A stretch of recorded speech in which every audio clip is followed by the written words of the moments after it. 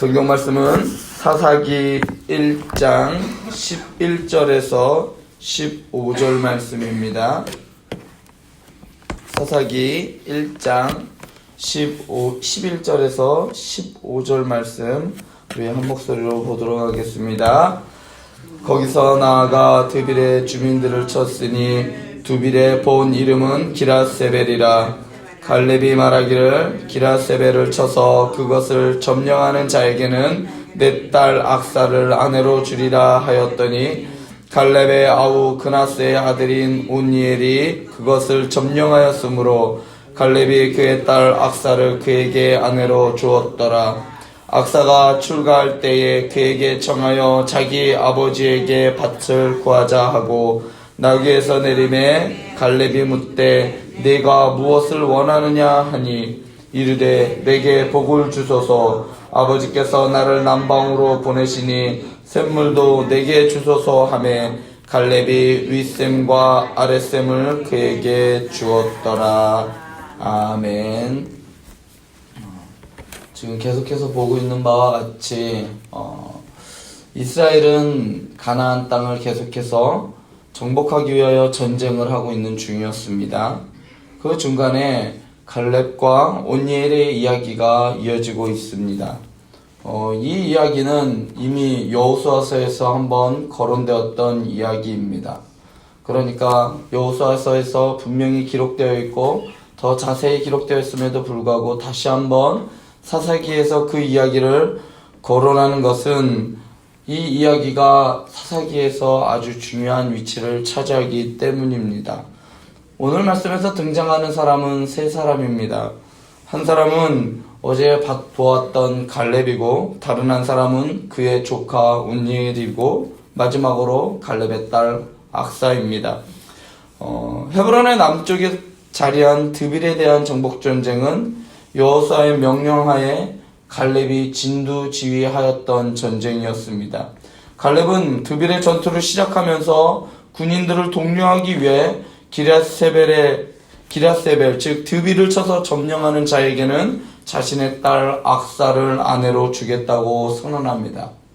전쟁에 공을 세운 사람을 자신의 사위로 삼아 일종의 신분 상승을 시켜주는 그러한 고대 관습 중에 하나였습니다. 이와 같은 일이 사무엘상 17장 25절에 보면 사울이 골리앗을 죽인 사람에게 자신의 딸을 주고 재물을 주고 나라의 절반을 주겠다라고 하였던 것과 같은 그러한 이치입니다. 또한 사무엘상 18장 22절에서 29절 말씀에서도 사울은 다윗에게 자신의 땅을 주어 왕의 사위가 되게 해줄 것을 조건으로 블레셋 사람의 포피 100개를 요구합니다. 실제로 다윗은 블레셋 사람 200명을 죽이고 포피 200개를 갖다 주고 나서 사울의 딸 미가를 아내로 맞이하게 됩니다. 지금 우리의 관점으로 보면 이 일은 있을 수도 없는 일입니다. 딸을 물건처럼 주고받는 것은 이해되지 않는 아주 가부장적인 행동으로 보일 수 있습니다. 하지만 당시 사회에서는 흔한 일이었습니다. 이렇듯 성경을 우리가 보다 보면 현대 관점이나 신앙의 관점에서 볼 때에 옳지 않은 것처럼 보이는 것들이 있습니다. 그런데 이렇게 옳지 않은 것처럼 보이지만 암묵적으로 허용하는 관습들이 몇 개가 있는데 그 중에 예를 들면 가부장제가 그렇고 일부 다처제가 그렇습니다. 또한 노예제도나 또한 이혼에 대한 규례들을 바라보면 정말 말도 안 되겠다 싶은 이야기들이 있습니다. 그러나 학자들은 이를 무엇이라고 하면 조건부 허용이라고 말합니다. 즉 하나님이 보시기에 선하지 않은 관습이라도 당대의 의식과 문화 수준에 맞게 하나님께서 관용을 베풀어서 허용해 주셨다라고 이야기합니다. 결과적으로 말하면 온니엘이 드빌을 점령을 합니다. 그리고 갈렙은 약속대로 그의 딸 악사를 그에게 줍니다. 여호수아서에서 이들의 이야기의 중심적인 주제는 갈렙의 용맹에 맞춰 주어서 이 이야기를 기술해 놓고 있습니다. 그러나 오늘 사사기에서의 나온 이 맥락의 핵심적인 인물은 바로 악사입니다. 이스라엘의 타협적인 승리, 지금까지 이스라엘은 계속해서 타협하였고 완전한 하나님의 말씀에 순종을 하지 못하였습니다. 그러한 모습과 악사의 모습은 대조를 이루고 있는데요. 또한 사사기에 나오는 다른 여인들의 모습과도 이 악사는 좀 다릅니다. 여러분, 사사기에 등장하는 여자의 이름을 여러분 혹시 몇 분이나 알고 계십니까? 사사 드보라 정도 알고 계시겠죠. 그런데 실질적으로 사사기에는 여인의 이름이 몇 개 등장하지 않습니다. 그냥 성경은 그 여인들의 이름을 그냥 이렇게 이야기해. 입다의 딸, 삼손의 어머니, 마노아의 아내, 레위인의 첩, 또 야베스 길레앗의 여인들, 이렇게 그냥 이름은 등장하지 않고 그냥 여인들 그렇게 이야기를 하고 있어요.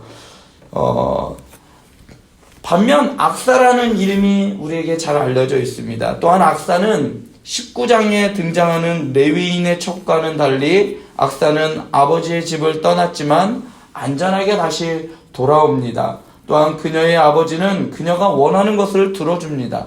당장 이런 것들이 사사기에서 얼마나 큰 비중이 있느냐, 별거 아닌 그냥 지나쳐 갈 수도 있는 일이지만 사사기에 등장하는 다른 여인들과 아주 다르단 말입니다.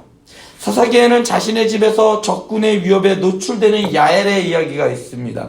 집에 있음에도 불구하고 여인은 안전하지 않다는 이야기입니다. 그리고 또한 아버지에 의하여 희생당하는 입다의 딸이 있습니다. 그리고 제도적으로 강간을 당하는 여인들의 이야기가 21장에 나옵니다. 이러한 모습의 대부분은 적합한 지도자가 없이 무너져가는 사사시대의 사회상을 잘 보여주고 있습니다. 사회가 혼돈할수록 가장 피해를 많이 보는 사람들은 여자입니다. 약자들입니다. 그런데 그러한 모습을 사사기를 통해서 보여주고 있는데 그 예외의 모습이 바로 악사의 모습입니다. 악사는 온니엘과 길을 떠나기 위해 나귀에 탔다가 갑자기 뛰어내립니다. 그리고 아버지에게 복을 달라고 요청합니다. 여기서 말하는 복이라는 단어는 단순히 축복을 가리키는 말로 사용되기도 하지만 우리가 창세기에서 야곱과 에서 그리고 요셉의 이야기 가운데 나오는 그 복의 장자권과 연관되어 있는 단어이기도 합니다. 그렇지만 오늘 본문 말씀에서는 그냥 선물의 의미를 가지고 담고 있는데요. 악사는 아버지에게 선물로 샘을 달라고 요구합니다. 그런데 샘을 달라는 요구가 땅을 더 갖기 위함이 아니라 이것은 바로 자기가 남방으로 가기 때문입니다. 남방이라는 것은 뭐냐면 네게부가 있는 곳이에요. 네게부는 사막 지역입니다. 물이 없어요. 그곳에서 살기 위해서는 너무나도 척박하게 살아가고 있습니다. 그래서 아버지에게 살아가기 위한 자기의 생존권을 보장해달라는 그러한 셈을 요구하고 있는 것입니다. 단순히 악사가 욕심이 많아서 요구하는 것이 아니에요. 이런 악사의 요구에 갈렙은 윗셈과 아랫셈을 내어줍니다.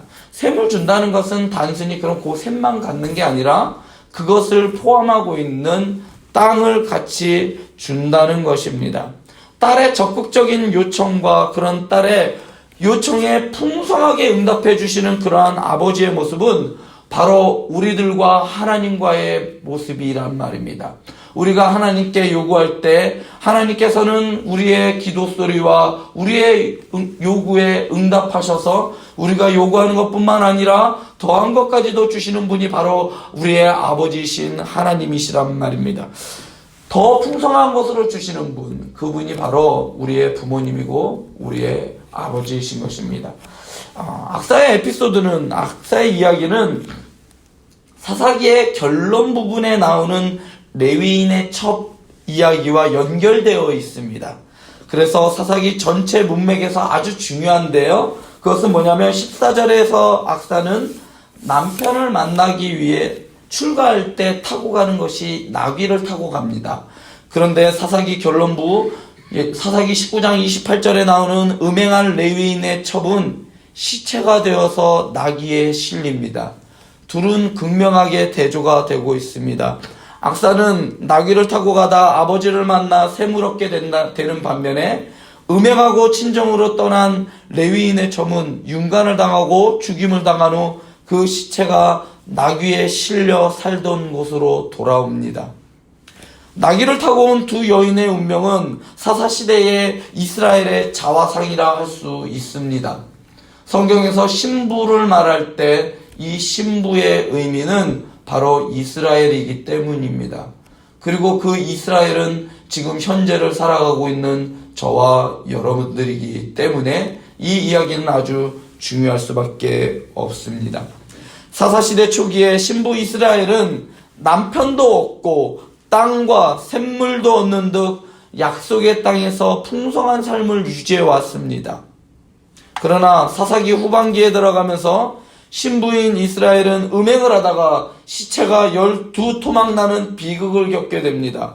악사와 같은 신부가 될 것인지 아니면 12토막이나 비운의 삶을 겪은 행음한 여인이 될 것인지는 바로 우리가 어떻게 살아가느냐에 따라 달라질 것입니다. 계속해서 반복해서 드린 말씀, 하나님의 말씀을 잊지 말고 순종하며 살아갈 때 우리는 오늘 말씀에서와 같이 갈렙과 그의 딸 악사와의 관계처럼 하나님께서는 우리에게 더 풍성한 것으로 채워주시고 우리의 보호자가 되셔서 약속된 땅에서 영원한 생명을 주실 것이지만, 하나님을 잊고 우상과 간음하여 자기 눈에 좋은 대로 자기의 소견대로 살아간다면 우리는 레위인의 척과 같이 우리는 사망의 종이 될 것이고 결국 우상에 실려 약속된 영원한 생명을 잃고 말 것입니다. 오늘 말씀은 다시 한번 저와 여러분들께 어떤 길을 선택할지 묻고 있습니다. 그 무릎에 여러분들은 어떠한 대답을 내놓을지 고민하시고 돌아가는 이 시간 될 수 있기를 바랍니다. 기도하시겠습니다.